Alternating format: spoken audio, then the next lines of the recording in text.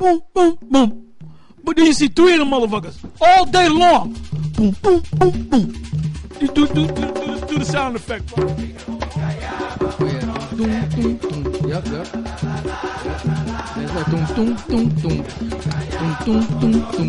That's not prophesying, man. That didn't raise the Puerto Ricans or Jake. That didn't raise no playing a motherfucking drum on every corner. You boom, boom, boom, boom. Doom, doom, doom, doom. Then you walk away. Doom, doom, doom, doom, doom, doom, doom. You walking down the block. Doom, doom, doom, doom, doom, doom, doom, doom. Come on, man.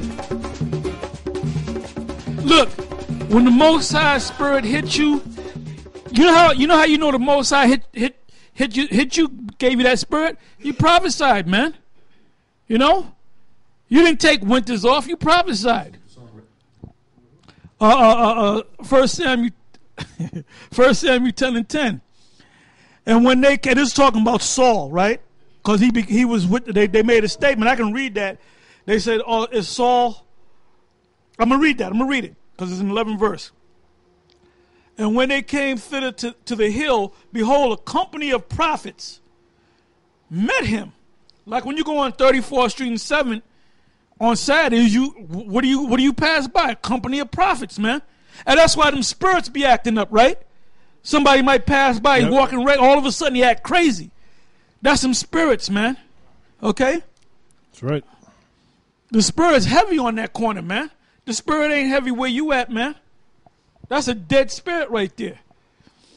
And when they came thither to the hill, behold, a company of prophets met him. And the Spirit of the Most High came upon him. To him is Saul. And he prophesied among them. All right? Now, if it's true of who we think Saul is, well, he did the same thing. Right? Didn't he come among the company of the prophets? And we thought he was a prophet, right? Okay? It says 11. And it came to pass when all that knew him, which was Saul, before time saw that, behold, he prophesied among the prophets. Then the people said one to another, what is this that is come unto the son of Kish, which is Saul? Is Saul also among the prophets? So the Most High, the first king in Israel was Saul, the son of Kish of the tribe of Benjamin. He sat on the throne, but ultimately the Most High wanted the real king to sit on the throne, which was King David, which came out of the tribe of Judah. But that's how the Most High does things, man. All right? But before King Saul was anointed by Samuel, he was like a warrior, all right? Well, even when he was a king, he was still a warrior. He was still going out there fighting battles, all right? Swinging the sword against the Philistines, which are the Kemet people, as they call it, all right? But anyway, before he sat on the throne, he was among the prophets prophesying.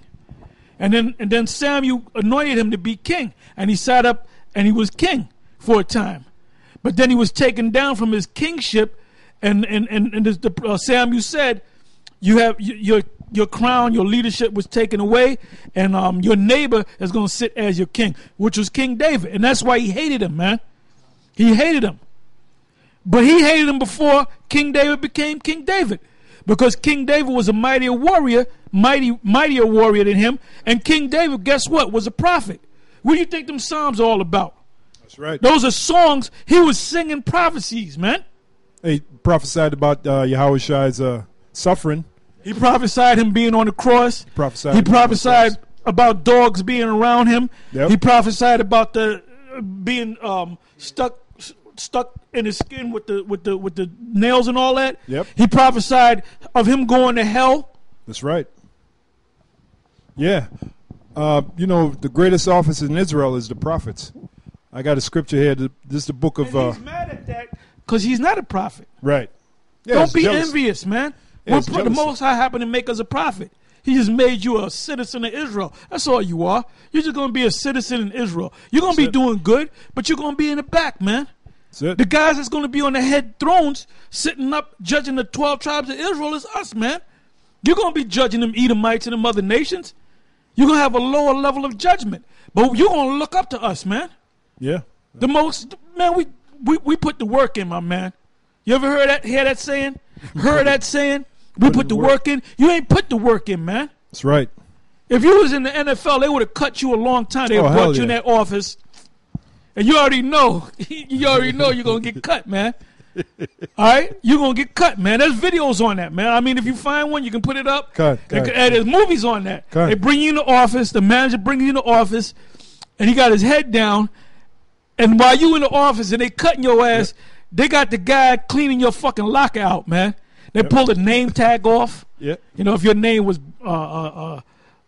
Hutchins, you know, Bill Hutchins or whatever, you know, wide receiver for the blah blah blah blah blah NFL player. Yep. You having that meeting and they slide that they slide that damn nameplate. They open your locker. They take all your shit out. They put it in a bag and you can go.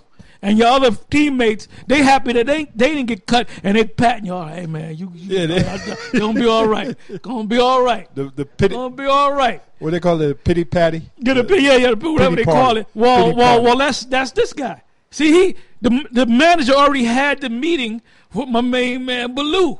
Okay, that's why you gave them other guys. See, you done messed up, man. Yeah. You done messed up, man. Because you didn't go out in the winter, you caused all them other guys not to go out in the winter. You set a See, trend. your very presence is contagious, man. Okay? The scripture calls it. But we're going to get back in the process. Yep, the scripture calls individuals like that a scandal. A scandal. It's only so long you can sit on the sideline. Yeah, that's right.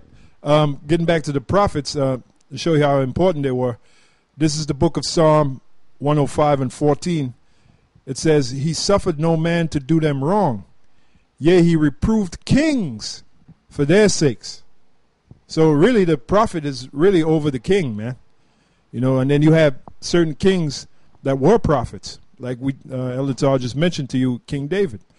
You know, Yahushua is the ultimate example. Yahushua is a king and he's a prophet. Okay? It says, he reproved kings for their sakes, saying, touch not mine anointed, and do my prophets no harm. It shows you how important the prophets are, man. And that's what's needed now. All right? Like Elatar mentioned about this guy, Banyamyan and them other two guys taking time off in the winter and going to Jamaica and all of that. And then what they do is they do bar mitzvahs and all of that. Really, that's not what... They're priests. Yeah. They're priests. This dude the office of a priest. You Yeah. guys are priests, man. Don't try to play the prophecy game. You can't break down. Hey, you still Bunyamyan Barak. You still thinking that Cornelius is a Edomite, man. So you ain't no prophets, man. You guys are just priests, man.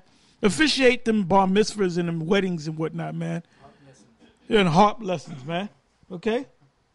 Don't let me have to go to your video and show you that the last time you was out there was like 4 or 5 months ago, and it was some young brothers that was out there. You guys don't even go out there no more, man. That's the new trend in Israel, man. What's up with that? All right, this is Mark chapter 13, verse 28. It says, now learn a parable of the fig tree. When her branch is yet tender and putteth forth leaves, you know that summer is near. So ye in like manner, when you shall see these things come to pass, know that it is nigh, even at the doors. So basically, that's why you're seeing the things that you're seeing right now. Because, right now, just as you know how seasons change and from one season to the next, or when the night's coming in, or whatever the case may be, when there's going to be foul weather, whatever, that's the same way the Lord gave these signs, prophecies, so that when you see these things come to pass, know that the end is near. That's why you're seeing everything that's going on. That's why it's very important for you to keep your eyes open to what's going on in the news, and what's going on around the world, economically, militarily, prophecy-wise in different countries, and things that are happening. That way you can see that the end is coming, that the end is almost here, But you're supposed to have your mind and your eyes open, That's why Yahushua kept stressing that, to the disciples back then. Isn't that in the Apocrypha? He that is wise, shall be occupied Prophecy. in prophecies. If you could find that Sure it scripture. is, yeah. I have a scripture here. This is the book of Matthew, the 9th chapter, 37 verse, beginning at 37 verse. Then said he unto his disciples, speaking about Yahushua, then saith he unto his disciples, the harvest truly is plenteous, but the laborers are few. So it's time to put in work, man. And when we say